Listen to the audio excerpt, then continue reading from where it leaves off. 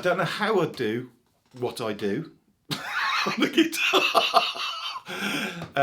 Maybe that's the beauty of being self-taught. Welcome to Creative Spaces with Rat from Ned's Atomic Dustbin and Obey Robots. Oh, do please enter. Thank you.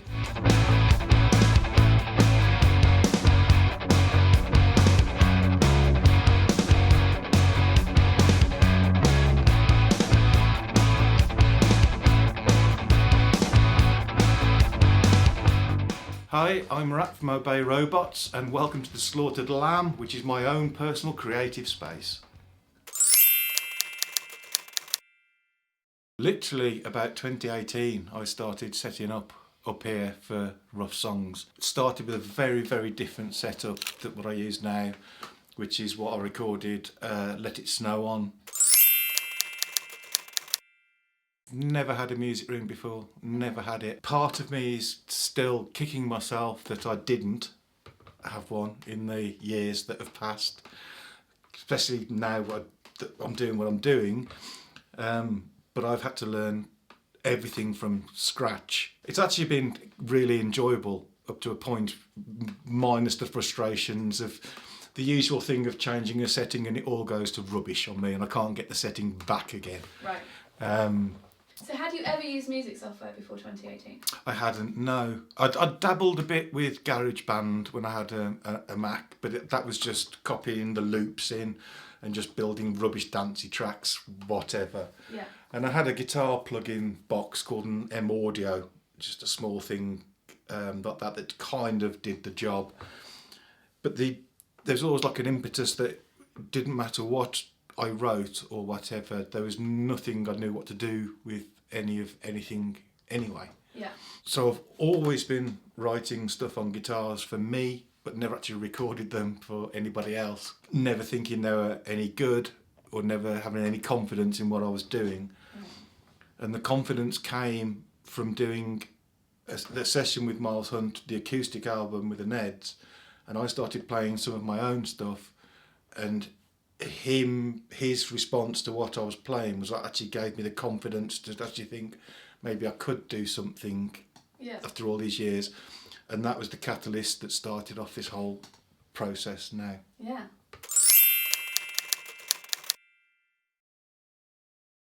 All the way up through Godfather and All Your Normal, it was everybody in a room chipping in ideas, everyone having a reasonably good time with it.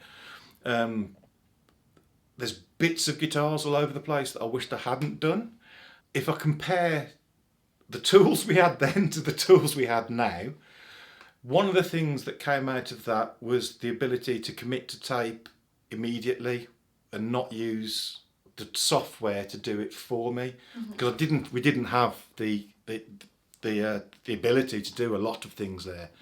I was talking to someone once about how do you cut bits out of a song back then. It's like, well, it's a guy who sits there with a razor blade and a piece of chalk. And if he gets it wrong, you're recording everything again. We've always written in a room with each other. When we've recorded, we all had our own idiosyncrasies, I guess the word is. Like, I couldn't have anyone else in the room with me apart from whoever was the engineer. For some reason, I'd get nervous, which is why on this one, it's the first time that I've had more than the engineer in the room. I've had the producer in the room. Ah, right. Yeah. Okay. It was brilliant, and it was much needed that you were there for quite a few of the ideas and guitar parts that were coming in. There's ways I play guitar naturally, with my unnatural way that naturally do it. And your suggestions were to change it to a different way, which worked. And the fact that 30 years ago that suggestion wouldn't have been even considered. Right. Yeah, it can be very competitive. Yes. And that's sometimes great because it pushes you on to do something to impress the band and stuff, but it can also be very limiting, and it depends where the tipping point comes, right? Yeah, so I mean, with the Neds, we were adamant we never wrote any filler songs. Everything we wrote, we tried to be a single as much as we could. So that's why the songwriting process also took quite a long time to do. It wasn't overnight. The occasional song would come in and you could put it together in a rough format really quickly. Some we would have to labour over, but we'd kind of know which ones were worth labouring over at a time and which ones just to let go. Yeah. So it's a longer process than this, but without the 5 of us that were in that room, those noises wouldn't have been made. Yeah. And it's really weird to hear the really early demos of Ned's, because we sound like Ned's in the early days. So we've always sounded as we did, which is kind of a weird thing to go. Maybe it's the only way you could ever have sounded. Those Totally. people together. Yeah. It's that magic thing, isn't it? It is. The fact that I'm now back writing songs or writing Guitarists and recording them and having songs come back with them is something I never thought would happen. I never even dreamt I'd do this again. The fact that I am, I've been saying to you all along that I'm getting more out of this than I could ever explain, and that is so true. The fact that I've been sending you some very bare bones bits, and you've been sending back polished songs is just blown me away, all this. And the happiness I feel that whatever tune I've done on the guitar has triggered you to then go and do the vocals, the keyboards, the bass line, everything else that went on top. That's more than enough for me to feel great about how this is. Writing some of the guitar parts for this, there's always been in the back of my head, like we've talked about past between us, about imposter syndrome. So my guitar playing is, I've just taught myself, and often my head outdoes my ability quite a lot of the time. So when I come up with stuff, sometimes it's frustrating that it hasn't turned out how I want it to turn out, but then I really enjoy how it has turned out. And doing this project with your good self, it's felt like the chains have been removed. There was a certain way we wrote with the Neds, there was a certain style we were always going to write, and that's, you kind of wrote that way all the time. And that was kind of difficult a little bit to break out of. So one of the sayings that I came out with was I had to unhear me and hear the song, because before I just interested in me, not really the song, for 5 blokes in a room. And that's been my whole ethos with this, to just be open-minded to every suggestion that comes through. There's no point. There were some weird ones, there was, but they've all worked really, really well. And I don't listen back and think they're weird. So there's been sort of a process of working through this, of confidence building as well, as I've gone along with what I've been doing. And pushing myself because of how good what I'm hearing that you've been sending back being. I've really pushed myself and tried to up my game even more to make sure that I'm doing the best that I can.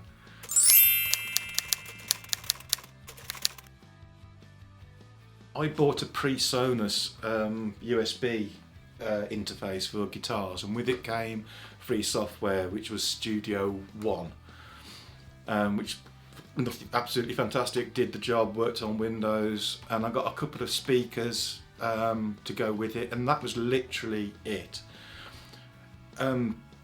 Before I did those guitars, I did slightly record something else, and this was during the lockdown. James from EMF did a thing, Help Musicians, and they got different musicians to do a different cover version each time. And I was asked to do the one with the only ones, Another Girl, Another Planet. So that was my first foray in recording and sending something. And luckily Rich March was able to work his magic on what I'd sent to make it actually sound, what I hear back wasn't the other one. So Let It Snow was literally done up that corner there.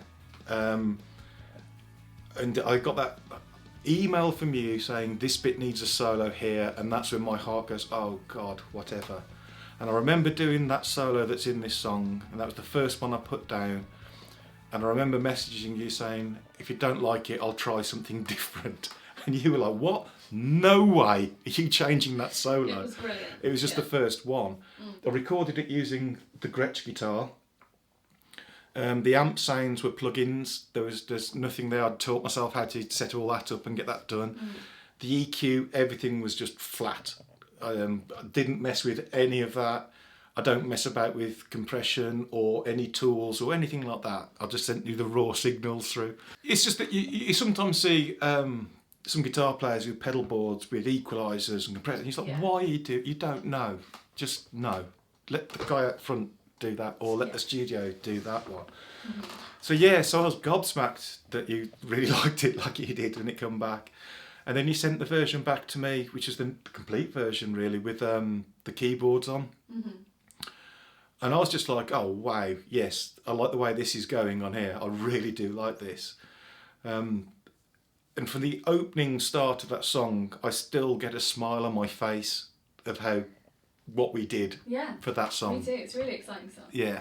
Would you say that your confidence grew because you were learning how to do stuff for yourself for the first time? There's so many tutorials out there, and I would just sit here just watching and then try and work out how stuff worked in Logic as it went along. Yeah. So you're kind of not alone in trying to do things, but then you do find some tutorials that are on another scale, and you think, I'd never even need to know any of this stuff at all. So with Studio One was the starting point. I knew literally how to get the input signal to record a guitar, and that was it. I didn't know any of the funky stuff you can do, automation, whatever, and that was more than enough for me. I think as long as you can learn how to get a good signal into the interface, play in tune, play in time, that's it. That's all you need to be able to do, really. Well, there was a book you recommended to me, which I bought, Guerrilla Home Recording book, and that really did explain quite a few things about signal, and how to make sure it's a clean signal even for a distorted guitar to go in, etc. Yeah. So that was a really good toolkit to have by my side as I was going through this. Yeah. Did you write all of the initial ideas in here as well? A lot of them I wrote downstairs on an acoustic guitar, strangely enough, and then I'd electrify them afterwards. Yeah. Everything that's recorded all the way through has just always been in this room up here. Yeah. So you've christened it quite well, really. I have, yeah. The time. Yeah. It's been a very productive space. During lockdown, it was a godsend to have this here. I'm not going to lie, I feel absolutely privileged that I was able to have all this equipment. And to this day, I love sitting downstairs thinking, it's going to disappear for a couple of hours. And I come up here and potter. Yeah. And I'll just record, just play around with the tools that I've got. And to have a studio at home, if you go back 30 years, this was unheard of, to have anything like this in your house. I mean, we started with a Tascam 4-track, where you'd spend most of your time bouncing the tracks down to one track to get it, and you'd end up with a kind of a sound coming out of it, but that was it. And it was so difficult kind of to record and translate things then. And it was also really difficult for me to write at home without being in a room with the amp. So this is the first time that I've converted stuff that I've written on an acoustic into an electric guitar and recorded it, and then tried to get the feeling in it of how I want the distortion to be, whatever. It's been completely alien to me, and it's been, I'm not going to say it's been difficult, you do feel kind of isolated. So when there's times when you can't think of a part or you can't think of something, there's no one sitting around you to go, well, what do you think? Or there's no human interaction, which of what I've been used to before. Yeah. But you've always been there on the end of WhatsApp to say, well, actually, don't worry, or whatever goes on. Yeah. So this... It's different though, of course. It is totally different, but this remote way of working, I have, hand on heart, actually enjoyed at the end of it. I like the fact that we've had no bullshit between either of us on ideas or anything that goes on. Everything that you've done on the production has just been another level for what I didn't expect it to come back as. The beauty of having this set up at home is I can literally try anything I want. No one else is ever going to hear it. And that's just been a crazy thing, so I can come up and do whatever I want to whatever I want. If I don't like it, then it doesn't go any further. Yeah. The other thing I went through is everything that I've written, I've recorded, which in the past I never did. And you'd forget riffs, forget whatever. And there's something, I don't know if there's a psychological word for this. until you've recorded it and put it down, it never goes away from up here. So you can keep playing a riff endlessly, and even if it's rubbish and you don't like it, record it. Because once you've recorded it, it clears. Does that make any sense? Yeah. It goes away, so you don't think about it, and you hear it and go, yeah, that's rubbish, and you pay no more attention to it. Yeah. They are rubbish. They're not ones I would send you for you to say, Okay. that wasn't rubbish. They were. Right. But that's been my whole ethos, is to record everything, whatever it sounds like. Mm-hmm. But to record it, some of the ones that we've been recording have been really minimalistic that I've sent you. Some have had other bits on top, but a lot of what comes back from the guitars that builds on the song will always come from your vocal melody.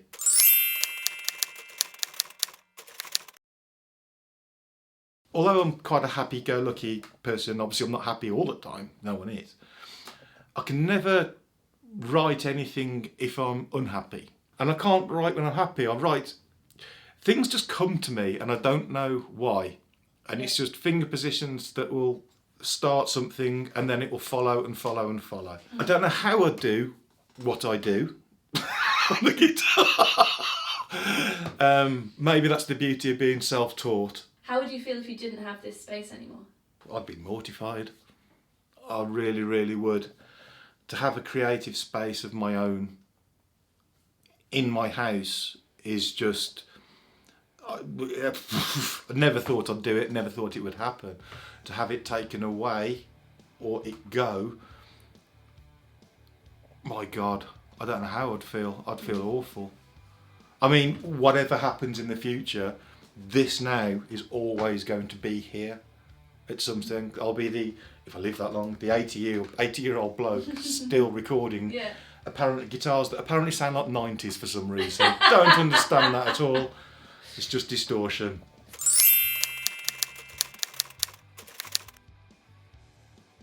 I can't believe how privileged I am to have these guitars that I've got. They just totally are amazing. The Gibsons are entertaining because they're widely loathed in the guitar community. If you look on forums, for some reason, whatever, works for me. I love them. They're great. The Aria Pro 2s are great. The Gretsch was a midlife crisis that I bought, but the Gretsch goes back to 1981. Me listening to music of Poison Ivy in the Cramps, Billy Duffy, the Stray Cats. All that sort of music all have the big Gretsch guitars, so I love them. Did you write a lot of our songs on the red Gretsch? I wrote most of them on the red Gretsch because that's the one that's always been by my side downstairs. The black Yamaha was my 40th birthday present from my brother, and that was the one that started me doing the acoustic stuff in general and learning to. I've always been against acoustic guitars.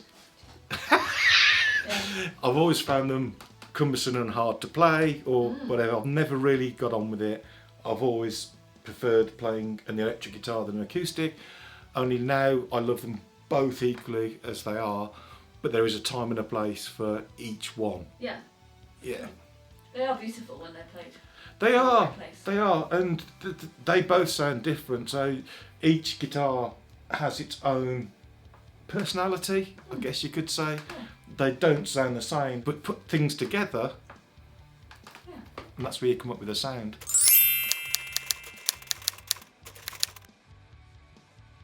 Last Christmas, my brother kindly bought me a steel guitar. Weirdly, something I've always wanted, but never bought. Learning to play, quite difficult. It's really hard to play in tune as well, because obviously you're not pressing on the fret, so your finger can vary microtonal as it goes up and down. So my brother excelled himself last year and he got me that, and then this year he's excelled himself even further, and I'm now a member of the ukulele club. And I absolutely love it. Give us a little while.